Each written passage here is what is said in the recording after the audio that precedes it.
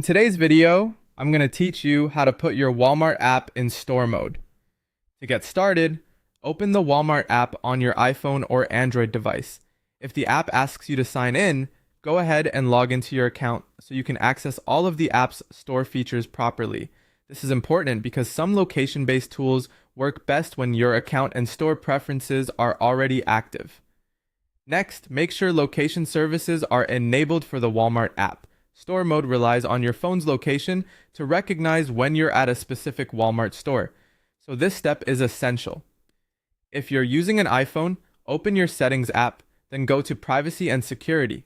Tap Location Services, find Walmart, and choose either while using the app or always. If you're on Android, open Settings, then Apps, select Walmart, go to Permissions, tap Location, and allow location access. If the feature doesn't work later, this is one of the first things you should double check. After that, return to the Walmart app and select your store. You can usually do this by tapping the store icon or the currently selected store shown near the top of the app. If the correct location is not already selected, search for the Walmart store where you're shopping and choose it.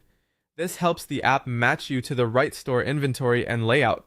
Once your store is selected, head into that Walmart location.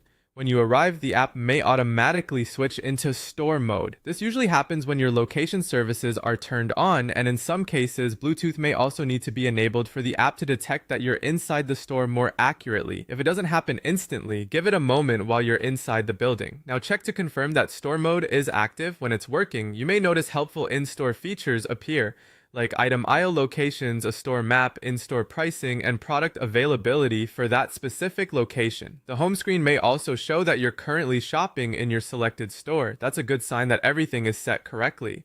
Finally, use the search bar to look up a product. If store mode is active, the app will typically show the aisle number and where the item is located in the store.